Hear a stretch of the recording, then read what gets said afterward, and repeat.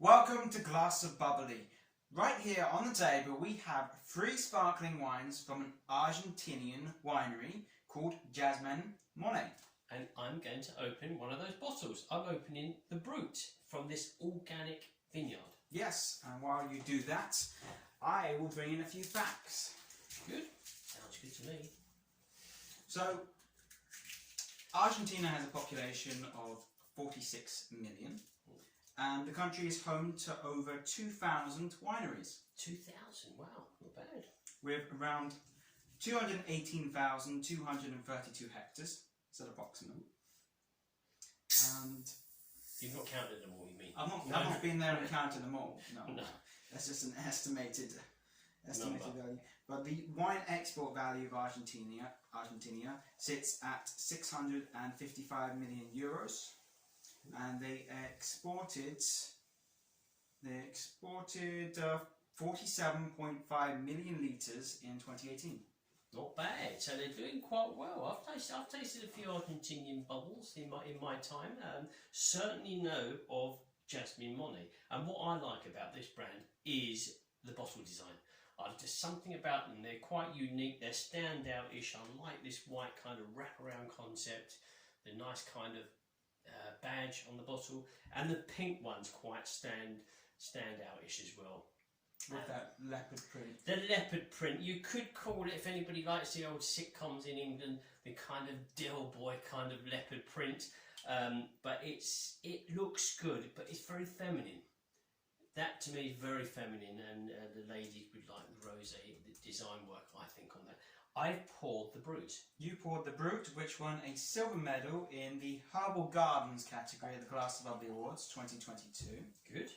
So let's give that a go. Home, freshly grown herbs. Yeah. Freshly cut grass. That sort of kind of character on the nose, definitely. It's only got a green style. A touch on, I would say, I've got a kind of spinach, green apple skin, and a little bit of, I've got a tiny bit of metallic style as well. Yeah, the only thing that I'd add to that is a touch of nettles. Yeah, and it's opening up a little bit now. I don't think it's too chilled, was it? No. It's opening up. I'm getting that nettles.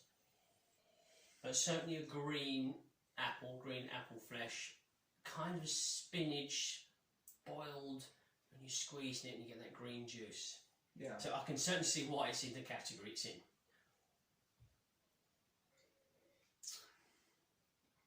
That continues. Oh yeah, definitely continues. And then in comes the nettles. Yeah, increases.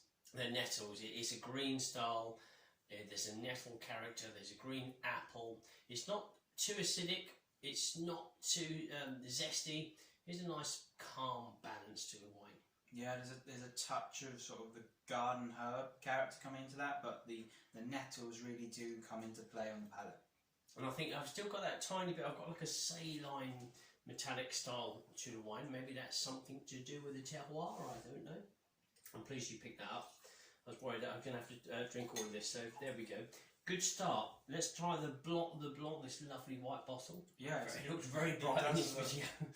It looks an amazing bottle design, and this won a silver medal in the first date category at the Glass of Bubbly Awards 2022. First date? Yep. And it definitely has a bottle design to go with that. Yeah, that's true. If you ordered this in the restaurant or for whatever reason, romantic dinner at home, that's going to play its part. Definitely. So let's go for the tasting notes for the Blanc. Soft. Yes, soft.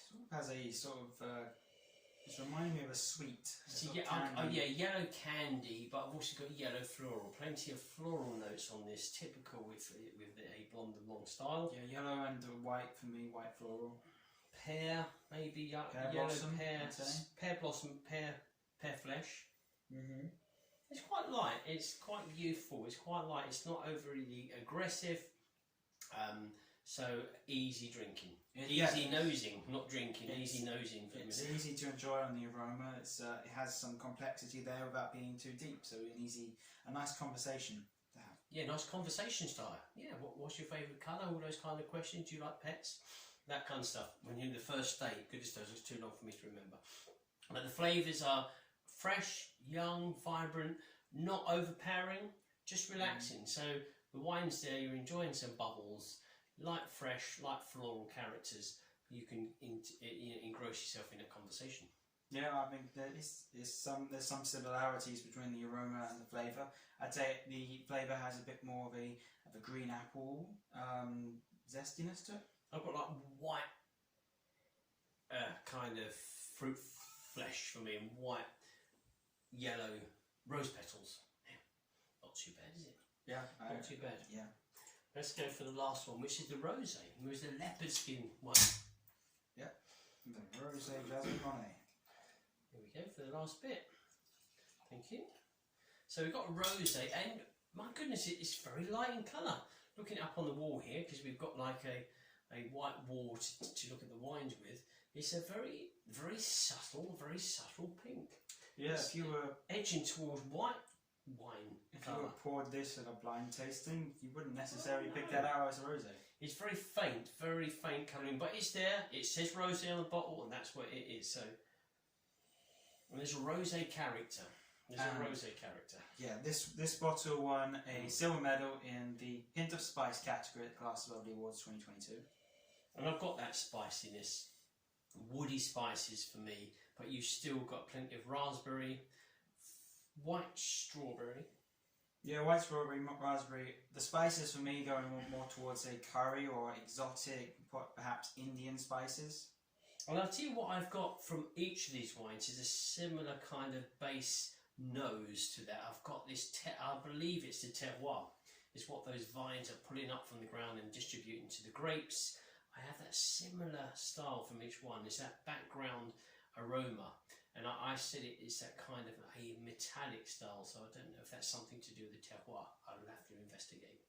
That's an interesting question to actually find out the answer to see how much influence the winemakers sort of adapted the wine. Well, it would probably have a characteristic, maybe, depending where the vines are in different kind of land, how far and vast that land is. But it would normally have a very similar kind of what's the word, ingredients, dare I say, of the soil, and I certainly get that style through here. So something to ask winemakers, you say.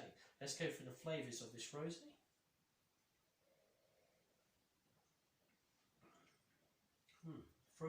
Fruity. It's nettles, isn't it? I'm getting sweet spices, sort of still towards that curry, exotic Indian spice side. I'm getting that. I'm also getting like raspberry. I'm getting nettles, raspberry foliage, so raspberry leaves, and raspberry. That's what I'm getting. Is a mixture of that. Really quite different, actually. In a pleasant way, that's quite different. It's not the typical rosé where there's an abundance of kind of pink, red floral and red berry fruits. It's more refined, and it's certainly going down that spicy route. Yeah, I agree with that. For me, the raspberries are sort of touch on the sort of syrupy side. Syrupy side. Definitely agree with what you said. But yeah, the spicy, you can get that spiciness. It's as if there's some spices in it. Obviously there isn't, but again, there's a similarity with the winemakers worked hard here to get consistency. So if you're a fan of the Jasmine Monet, you kind of recognise it through each of the labels. So really good. 3 really good sparkling wines there from across the waters. There we go. Yeah. So thanks for watching. Oliver's going to put the bubbles on. Yeah. Until next time. Enjoy the fizz.